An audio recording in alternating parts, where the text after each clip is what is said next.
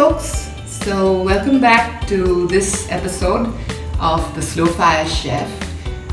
This morning Amit came to me saying that he had a surprise. He had ordered some fish all the way from Sassoon Docks.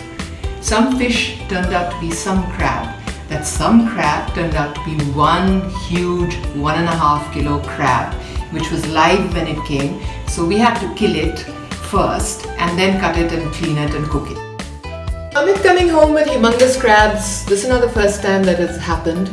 I remember a few years ago, it was a Sunday and Amit was like, I feel like eating crabs. So I said, okay, let's go and buy some. He said, no, you prep at home, I'll go and get the crabs. So I agreed to that and he left to go buy what I thought would be 2 crabs. He came back with this bag, which I'd never seen in my life, full of humongous crabs. They were all 1 kilo each. And I was like, where on earth did you find this? And how much money did you spend? So he said, well, not much, because I found a crab farmer. So apparently this guy took Amit to the crab farm where he was breeding these crabs. And when Amit said, I just need 2 crabs, he said, no, you've come all this distance, you can't go back with 2 crabs, take 10. And he gave him all these crabs for the price of what we would have paid probably for 1 crab in any of the markets. And after that, for a week, we were eating crab. There was crab stuffed in my freezer, crab sent to my cousin, crabs sent to neighbors, and it was a feast of crabs.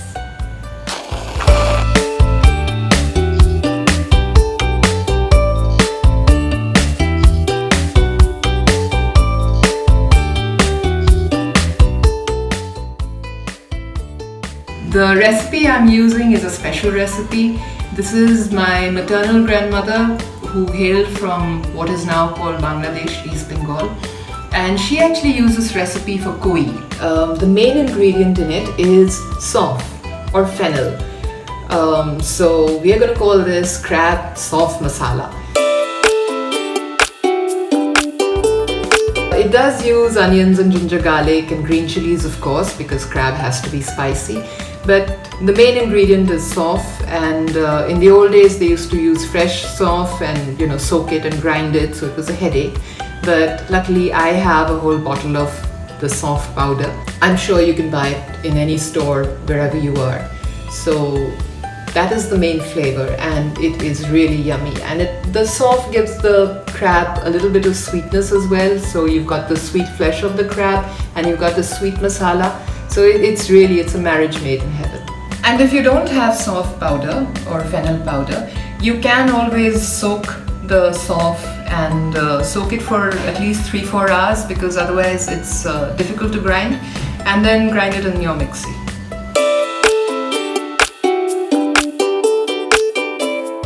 So the first step to cooking crab, and cooking crab is actually quite simple. The first step is to make sure that you clean it really well, because especially mud crabs, which is what this is, so you need to actually take that brush and make sure you get all the corners and the little ridges inside and get all the mud out, otherwise you're going to have a very bad tummy ache. So wash the crab well and cut it, clean it, or if you can, get the guys in the shop to clean it, cut it for you. That is actually the simplest way. But since I didn't have that option, we had to do it ourselves. A lot of people tend to dump it in boiling water and cooking it after that. But I feel you lose flavor when you do that.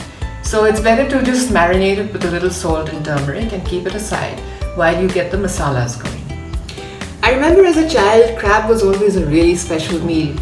And a lot of people eat their crabs when they're shelled and they just have the flesh cooked in various ways. I feel that's half the fun gone. The fun of eating crab is when you actually crack open those shells and discover that sweet flesh and eat that. And you have the masala on the side. Oh, that is heaven. Cooking crab is very simple. It's actually simpler than cooking chicken. But you do need to know how to treat the crab. So marinating it is essential. But before you marinate it, you need to crack the claws, because then the masalas, the fragrance of it and the taste of it gets into the claws, which are pretty airtight otherwise. In fact, my father taught me this trick. I'd cook crab for him one day and he sat down to eat it and he got out that claw and he was like, "You didn't crack the claws, crack them." So it was like, okay, next time I cook the crabs, I'm gonna crack the claws. Then marinated. This time I've marinated with salt and turmeric and the fennel powder, the sauf powder, and a little garam masala, and put it away.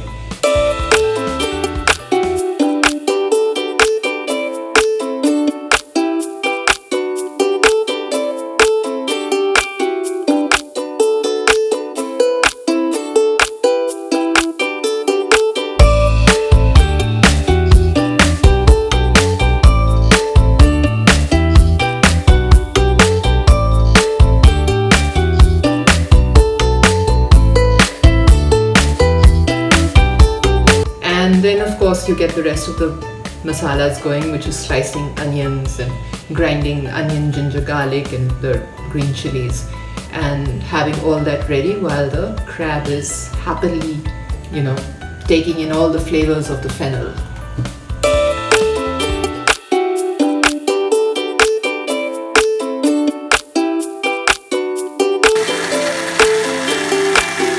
And then you brown the sliced onions in mustard oil.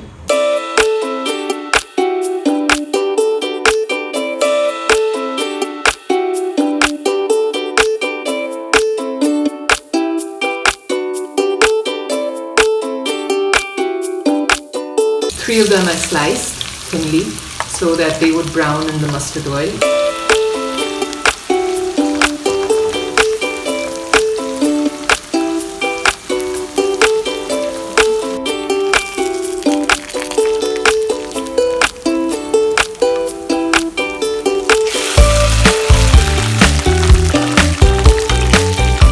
Once it's nicely browned, you add the ground masalas into it and then cook it and let it caramelize to an extent.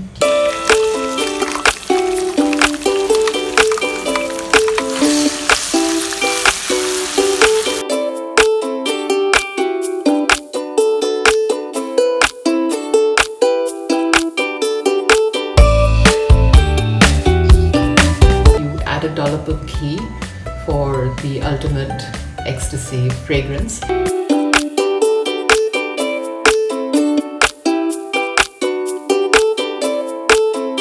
And once that is done, you add the crabs and cover it and let it cook.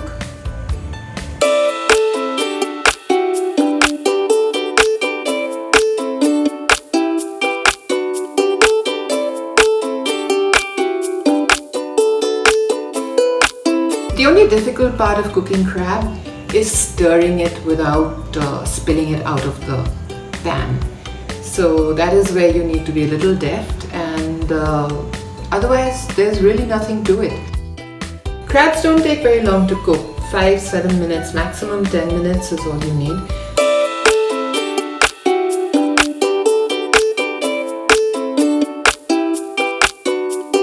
You know a crab is cooked when it changes color, especially mud crabs, when they go from that murky grey to this nice red, healthy looking, inviting, appetizing, orangish red color. Then you know that the crab is done. That's it. You just need to, make sure that your masala is cooked as well, which you've already done before putting the crab in, so there's not too much time to be wasted on that. And you just serve it up with some nice steaming hot rice, and that's it.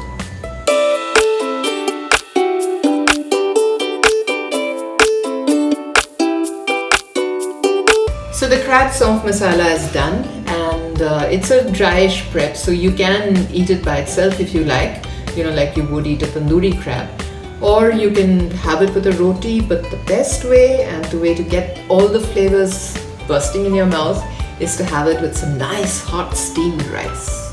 I do hope you get crab wherever you are and are able to try this dish out. It's really worth it. Thank you so much for watching, and do subscribe if you haven't already.